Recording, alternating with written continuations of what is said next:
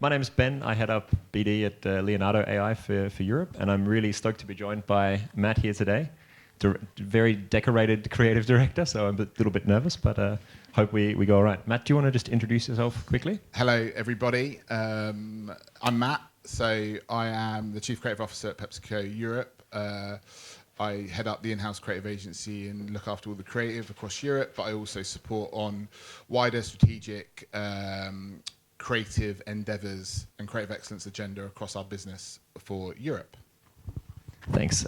So my first question for Matt, and actually my first question when Alex sent me the invite the other day was, Pepsi's a huge brand, right? Like everyone with a mouth can consume Pepsi. So why are we talking about niches? And I guess that's my first question for you. Like, you've got a huge audience. Why niches? Niches. Why niches? Well, it's as simple as like go super sharp, super sharp, and you will grow. Like understand your audience and deeply prove that you can understand them, right? Everyone can do a campaign, an idea that will touch and talk to everyone. But by doing that, you're in kind of, you've got a slight risk of being quite vanilla, generic, and not really touching any emotion. But if you can really understand your culture or subculture or your niche, you can be deeply relevant and you can have much more higher engagement and much higher brand love. So yeah, that's kind of why we do it, alongside all the other great stuff we do. And I guess as a big brand going after niches, you probably can't just do one niche, right? Like you're that big that you probably need a lot of different niches. Yeah, I think when we talk about niches, like for us, it comes back to like subcultures, right? Communities that are in places that your brand or product has a level of authenticity and a genuine role to play in that moment, right? So you take Doritos, right? Huge global brand, but loved by gamers, right? And every brand wants to go after gamers, such a growing market, growing category, growing audience. But if you do something generic within the gaming sphere, the gamers won't really pay attention to you. So if you can dig into their community and understand that the subcultures that sit within that culture, you can really understand the types of gamers you want to talk to. And one of the pieces of work we did last year, end of 23, was an idea called Doritos Silent. And it was about really understanding the gaming community and types of the way people play games, right? So you've got like different types that you can play with friends, you can play on your own, all different types of games. When it comes to products like Doritos, they're there by the side of gamers because the flavors are bold, they're good to dip, they're easy to eat, right? All of that stuff, they exist there. But when you look at people who game with their friends, predominantly on headsets and microphones, the microphones are so sensitive, any loud noise they pick up. So if you crunch a Dorito down that microphone, the pain you cause for the people you're playing with is real. It's a real problem created by our own brand. So what we saw was actually gamers were not buying us as much as they were because we kind of got in the way of that fucking gameplay, right? That moment, because we were like, and I'm guilty for it as well. Like I've been kicked from game party, chat party, for just eating down the mic, and it's not very nice. So what the niche there is, the subculture of gamers that like to play together, like squad-based games, like the Call of Duties, the FIFAs, and we identified that actually we need to solve that problem. So we created a piece of technology that allowed us to silence the crunch so that you could eat as much as you wanted, but your teammates would never hear it because the AI and audio driver that we built silenced it in real time. So that is one of the T's that we like to talk about, the 3 T's, is the tension is loud eating down the mic is not pleasant for the people you're gaming with. So let's solve that problem. So we did. So we found that tension, solved it, and it kind of blew up. That's a super cool story, and I think just a great moment to be part of. But you're nominated at the moment for an award in a very different space. Still chips, or crisps as you call them over here, but with a really fancy, almost luxury vibe. As a director, it sounds like you can be very authentic in the gaming space, but how do you go about being authentic in spaces where maybe you're non-native? So what we like to do is to identify the three T's, right? Truths, tensions, and trends. That really helps us start to identify within our product or the category of our product sits in and the subculture that we play in, right? We understand that actually, take Lay's, which I think is the example you're getting to. Lay's across Europe, huge snack brand, wanting to launch a gourmet crisp. They had a gourmet crisp on the market, but they wanted to launch a wavy one. But they wanted to do it at Christmas and in Spain, right? So that we're digging down and down and down. So Christmas culture in Spain is very different to. I don't know if I've got any Spanish people. Anyway, we did a lot of research. Basically in Spain, people love really luxurious food at Christmas. It's the best hams, the best cheeses. And then you're trying to launch a gourmet crisp brand that's now got a wave to it. You're fighting against the kind of the hams that you're never going to win. So what we did was we did some research, and we actually, one of our creative teams who are Spanish, were actually like, you know, at Christmas, that the Spanish community love to do their hair, like love to get the Christmas look, the Christmas hairstyle, and salons are booked up so much so that people struggle to get space in salons. And when we dug into TikTok and did some kind of social listening, we found a hairstyle called corte ondulado, which means the wavy cut. And we had a crisp called the wavy cut. And we were just like, wait a minute, we can do something with hairstyles here. And so we basically created a trend, a new hairstyle at Christmas to get our new wavy cut trending and beating all those luxurious foods by using a new hairstyle. So yeah, and we did that through talking to communities and cohorts from Spain around this time and what it means, what Christmas in Spain means to them. And the haircut kept coming up, and we were like, wait a minute, there's something here.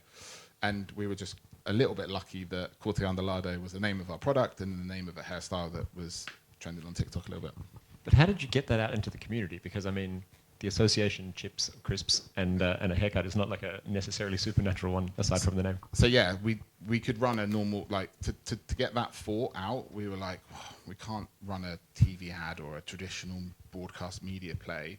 We need to kind of shock the nation into sitting up and noticing. So we hired about 10 content creators and influencers to wear our style, our haircut that we designed with a hairstylist, which was basically just like a gelled wave. And we infiltrated Spain's like own version of the Oscars, the BAFTAs, and we put them on the red carpet. They all wore it. And the hairstylists that did the hair were actually starting to give that hairstyle to other famous individuals in Spain. And we had TikTok blew up with people being like, why is everyone wearing this wavy cut? Is it back? Is it a trend? What are they doing, you know? And then we revealed 2 days after the event, all of the content creators we'd placed there having their hairstyle BTS eating our crisps. And everyone was like, what? It was Lay's. And then we plastered the out of home everywhere. And we also built a salon because people couldn't get appointments. We actually gave people a place to go get their Christmas wavy cut as well. So it wasn't just a stunt, it was all to launch this new gourmet crisp in probably the hardest time to launch a luxury food. I think that's a super cool story and just a nice way to get into a kind of get the surprise moment. But how would you say is like maybe a takeaway for brands that are here today? How do you go about finding those authentic moments to be part of? So obviously targeting at a company as big as yours probably comes from strategy, but once you've got those niches to target, like how do you think about putting your kind of feet in those shoes? Yeah, so I'm obviously a Brit. I'm not Spanish. I don't understand that subculture and what it means. So what we do is we cast a team from that subculture, right? To be deeply relevant, you need to be able to prove it and be able to put your money where your mouth is. We also use insight miners to mine the truths, the tensions, and the trends happening within that culture or that subculture, which then will provide us with like, we call it like one-line briefs. And we basically go broad on the truths, the tensions, and the trends to see what opportunities creatively we can have. But you know, we only go after these kind of subculture briefs, these kind of niche briefs with people from the subcultures that we want to play a role in, because you know, like we don't want to pretend to know what we're doing. We want to actually do it with the people from this. So the Dorito Silent piece was done by a creative team who stream. One of them plays Train Simulator, but whatever. But they get it. They were like, yeah, we've all been there. That is fucking annoying. Like, let's solve it. So, if you do that, the ideas just flow very naturally, and they're very authentic. It's very real. You're not trying hard as a brand to like really talk to people. Like you're telling their truth, or you're solving their problem, and the emphasis on there, right? That's the real important bit there. It makes a lot of sense. And maybe then just to kind of pick apart that TTT part of things, like you had that quite cool campaign with the crisp beer. Yeah. Do you want to walk us through like the process to getting that to market? Crisp Pint. Probably no one's seen Crisp Pint before. Basically, Walkers, they do an annual campaign with football partnership. At the minute we're in market with No Walkers, No Game around the Women's Euros approaching. When we did the Men's Euros 2 years ago, one of the creatives was actually like, yeah, it's fucking annoying. When I go to the pub with my friends to watch the football, I can't eat my crisps and drink my beer because one hand's got my beer, one hand's got my crisps, right? So what hand do I use to eat and drink? So we came up with the idea Crisp Pint. It is a silly piece of innovation designed by a cardboard engineer that sits around your pint and it holds your crisps. It fits a perfect pack of crisps. It means you can hold your crisps and your pint in one hand, celebrate, cheer on your team, or eat with your other. And yeah, it kind of blew up on socials a few years ago, and it's coming back this year for the Women's Euros in a fairly big way. And we partnered with Stonegate Pubs, and we blew it out across. I think we gave away 20,000 crisp pints. But again, it's understanding that kind of subculture of football fans in pubs with your friends, enjoying a beer while you support your team. It's we're demonstrating we get you, we know you. There's an issue probably caused by us, but also you want your crisps and your beer while you're watching the football. So yeah, we solved it with that silly little crisp pint. So yeah, get into a Stonegate pub this Euros and support the Lionesses. And I guess you're in kind of a unique position because you're in-house. Like I feel like you have sometimes a lot of freedom as an external to come up with like the silly innovations in that sense, but maybe in-house you have a little bit more close line to people who say, don't be silly. So could you maybe talk to us a little bit about how you've managed that relationship and how you're still able to do those kind of quite out there things for a brand that has to still appeal to a lot of people? Yeah, like we are told, don't be silly. Like I work for a $180 billion company, right? But there is enormous red tape that you have to go through, but it's about the way you navigate yourself through that business. I've been there 5 years. The first year, I think we did like one project, and it was like, shit, this is tough. The thing that I found the most successful is I dotted line into the European CMO. So I'm by her side. I'm on WhatsApp with her when there is problems or she's unhappy with a piece of work. I'm able to help navigate the feedback from the marketeers or the marketing department. But also by befriending and having the CMOs in my WhatsApp, I can just send them ideas and be like, hey, saw this, what do you think of this? Oh, why don't we do this? Here's a cool line, this is blowing up here, check this trend out, And by breaking down those kind of like pitch, sell, like here's this big presentation, all that bollocks that you probably all used to, like, it's much easier to get ideas over the line because what you do by bringing them into the thought process, they co-create. It feels like theirs. And all you need to do is navigate and push them to kind of be open to it. And, in 5 years, we've had tremendous success being in-house. And to be honest, we're quite lucky. Like, we have a very big entrepreneurial spirit at PepsiCo, and we're empowered to own our shit. We're literally... you have set KPIs, you need to deliver them, you navigate it your way. So there is a good kind of, spirit around encouraging that kind of entrepreneurialism, which all creatives are, I believe. And I guess that kind of leads neatly into how do you build that team? I mean, you've been there 5 years, you started from scratch, right? So only external agencies, they say to you, hey, come in-house. How do you go about thinking about structuring that team and then finding the right people who can kind of genre hop a little bit to be part of that process that you have? Yeah, we've 5 years of building the plane and flying it at the same time, right? There's been many iterations where it's failed and we've gone again and we've pivoted and but the group of people we have, they're all collaborative. They're all no ego, no bullshit. Let's all roll up our sleeves, and do it together. We're a group of about 36, 37 people right now, all across Europe. We started it in lockdown. Our first year was very slow. And, we had our best ever year last year. And that's all down to the people you cast, right? Like-minded, all there by your side. There's no competitive, work to the late night, you need to work the weekend. No, like if we're not going to hit that deadline or be ready for that presentation, then I'm just going to call up the brand director and say, we're not ready. I can show you something really shit, or I can burn the team, and we're not interested in burning the team. So we do it collaboratively and we manage it that way. And when I started with 3 people that I brought with me who knew the way I like to work, and that was able for us to prove to the business, the pilot, the model of why we were in-housing, and then we never looked back. And maybe this is like a bit off script now, but I'm just curious. How does your leadership understand your performance then? I think the kind of the traditional external relationships are fairly easy to measure, but in-house is maybe a little bit more murky. How do you think about that? Measurement. Not measurement of how many people saw my ads. Not that measurement. We're talking about measurement the reason we in-housed as a business is not for the reasons most big businesses in-house. So we do it at PepsiCo. The input to doing it is creative excellence. Bring creativity to the heart of our business because we lacked it. When I joined 5 years ago, word of the year was creativity. And I was like, fuck, what am I doing here? But now, we've had our best ever year at Cannes. We won Yellow Pencils last year. We won In-House Agency of the Year.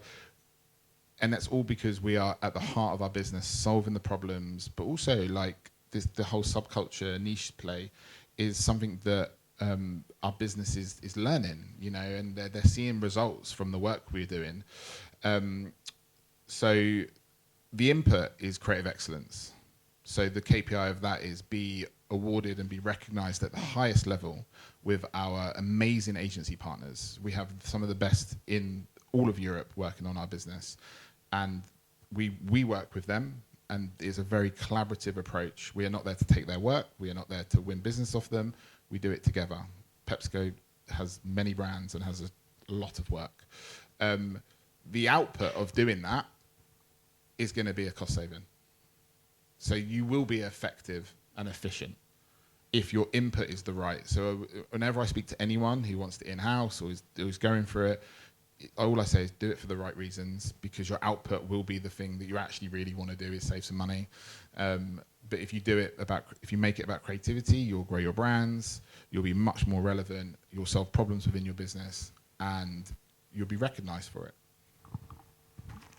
I think that makes a lot of sense. And I think one way we would... Sorry, I didn't have a good follow-up to that. No, but I went off script a little bit. Sorry. No. I was like, I hope it does, yeah. But I had one follow-up question to that, which was you were talking about learning and how your business is still learning to bring creativity to the core of it. Something that kind of picked me when we started chatting was that you said that one of the reasons that you personally came in-house was because you saw a big opportunity to keep learning. What do you think are some of the big learnings you've had in the last 5 years? And then maybe a follow-up question when you've got that done is, what do you wish you'd known before you started? Oh, wow. So first, what have you learned in the last 5 years? And then what have I learned? I'm much closer to the business. As a creative, a pure creative, I was always kept people will tell you in our team that I'm not very good with spreadsheets and I overspend on everything, and the budgets are, that is true, but I guess it's because I don't think about the consequences of being creative, and I just look at the problem and I try and solve it with the best team possible. So what have I learnt? That was the question, right? What have I learnt? I've seen how a multi-billion-dollar company runs, and I learn every day, new stuff every day. I'm still learning. Like, I've a mantra in my life is that I only ever change jobs or career if I've stopped learning, and I'm still learning. And as my kind of scope grows, I learn much more difficult things to learn at a higher level in an organisation like ours. But I think the more you learn, the more refreshing it becomes, because you're like, oh, that's how that works, or oh shit, let's do it this way. So yeah, there's so many things. One really good thing that I've learned is how Doritos and crisps are made in the factory, and how Wotsits are made, because I grew up on Wotsits. So yeah, that was a big deal for me. Is that like part of the onboarding process? They take you and then you get to try it? It is. Yeah, it's part. Yeah, if you want to go to the factory and see how the product's made, yeah. And we do a lot of. We're very close to like R&D. So if we're coming up with ideas and solutions for, problems that we're trying to solve for our business or for our consumers, part of that is innovation. So we have a direct line to R&D. So we can pick up the phone and be like, right, we need to do a green Doritos chip. They're like, yeah, I think we can do that. It's going to take us, 3 to 6 months. Great. So we can speak to, whereas when you're in an agency or an external supplier, you don't know if you can actually get stuff done. And I think with the benefit of where we're at, because we're in the heart of the marketing org, we can behave and talk to different parts of our business to see if things are possible before we bring solutions to the business. And what's the follow-up? I think the follow-up was like, what did you wish you knew 5 years ago? But I'm going to phrase it slightly differently, which would be, what would have made you shortcut to that best year ever? So last year you had a fantastic year, you won a bunch of awards, the business was happy, you were happy.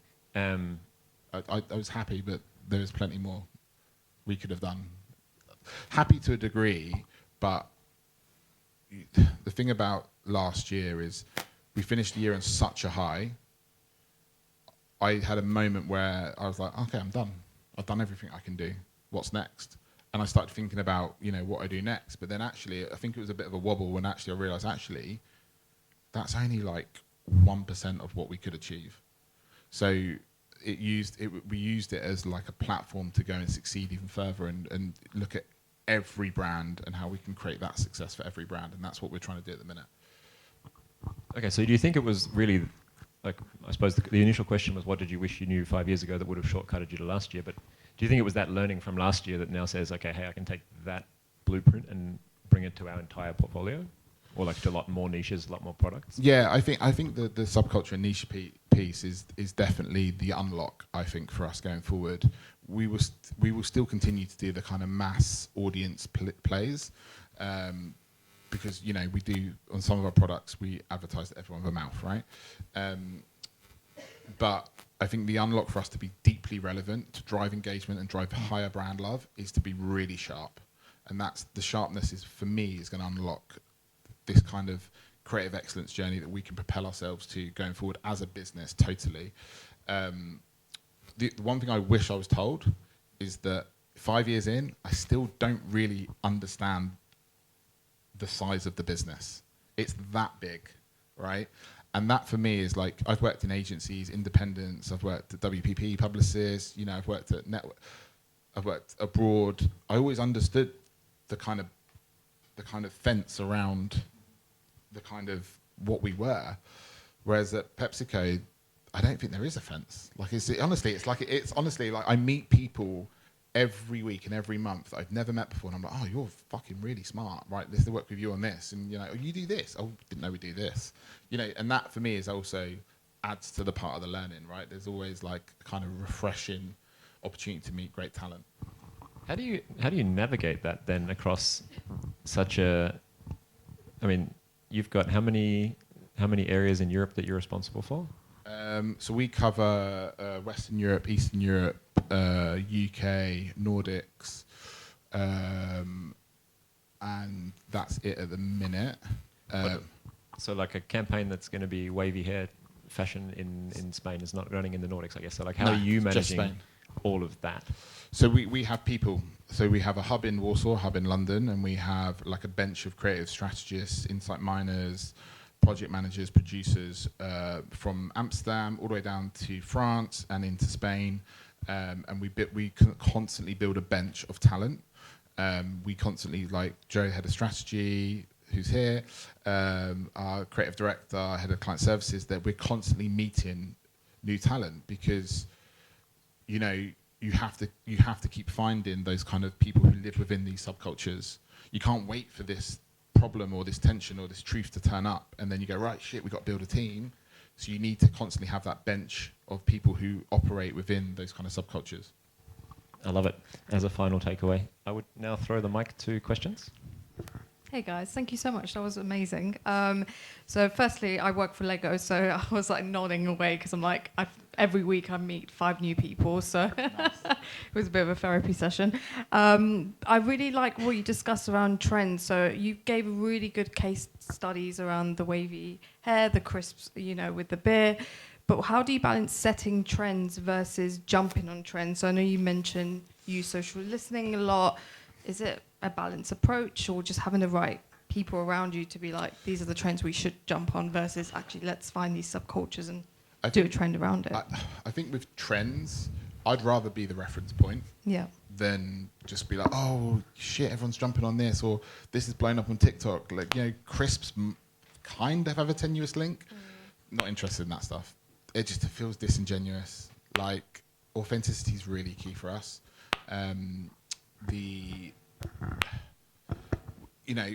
If there is a behavior or an occasion where snacks, drinks, or even brands like Quaker are nutritious, like Quaker oats and stuff, if there's brands like that have a really authentic role within, say, an upcoming trend, I would challenge us to find our spin on it, not just do it.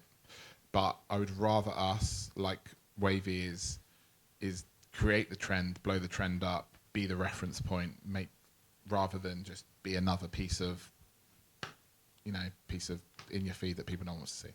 Yeah, it's so important, is that fad versus trend, and making sure when you jump on a trend, it's right for your it intersects your brand, but even then you can do it wrong. So yeah, and I think you need to be quick, and we can't always be as quick as we would want.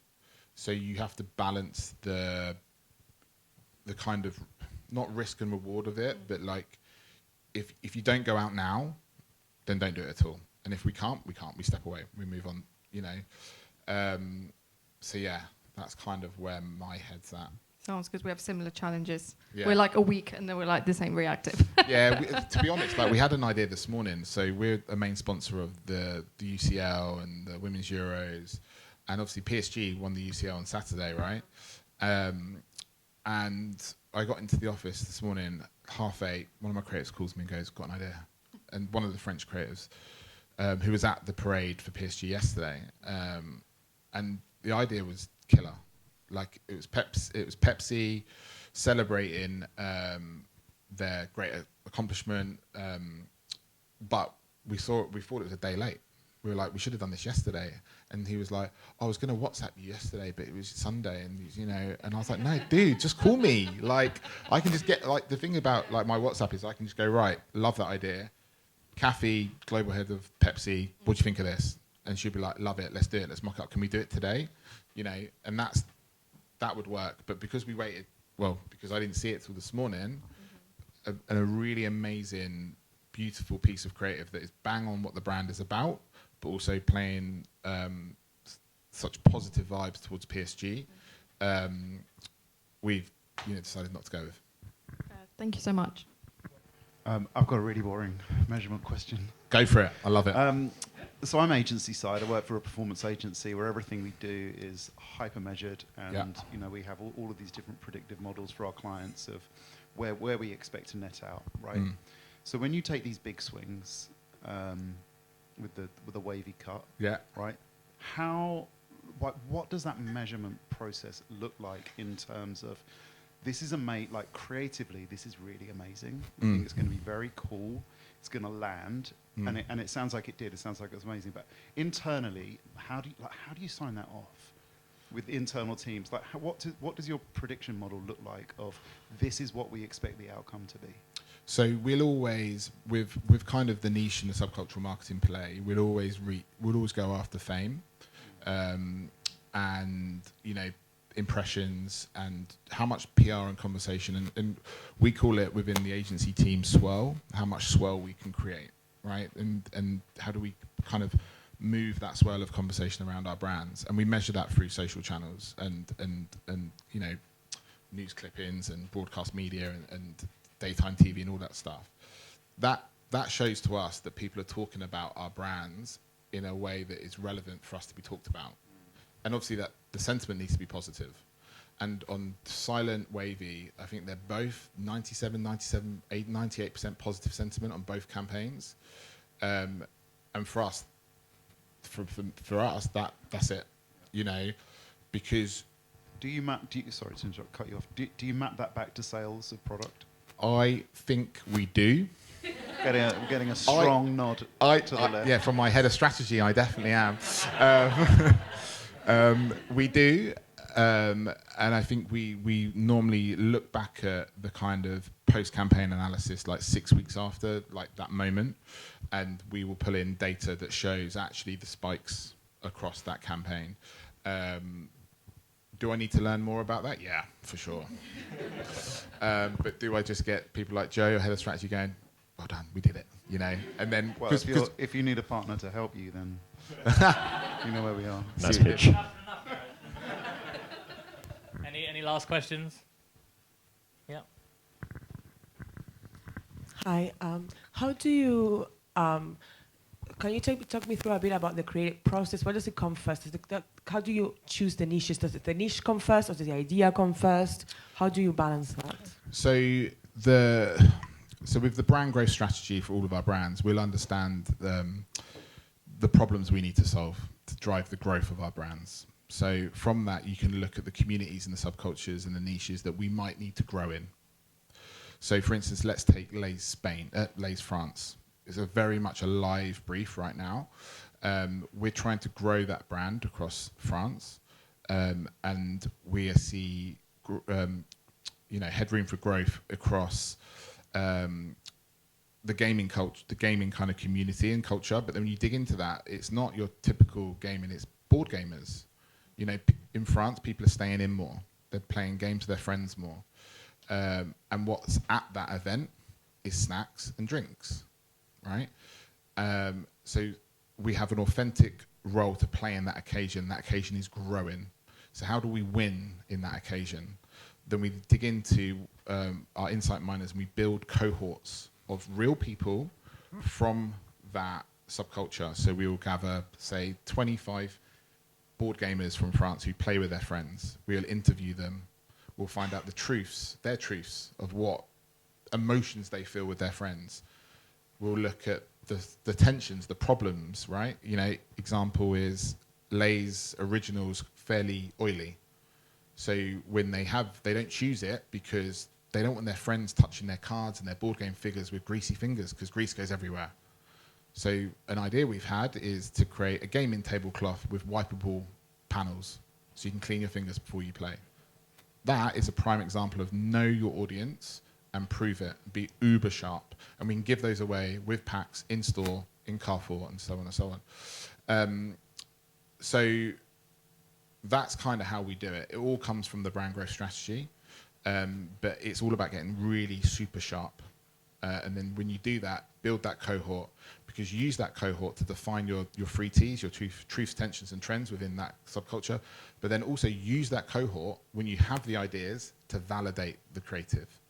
Get them to co-create. Get them to tell me, the creative, it's scary. It's like extreme focus groups, but into your face. But you'll know whether it's right.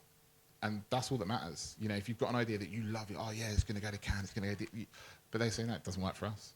It's dead, it's gone. So we're big believers in that. And again, it comes back to our philosophy as being like super collaborative, no egos, very open, and very supportive. Thank you. Thanks, everyone. Thank you.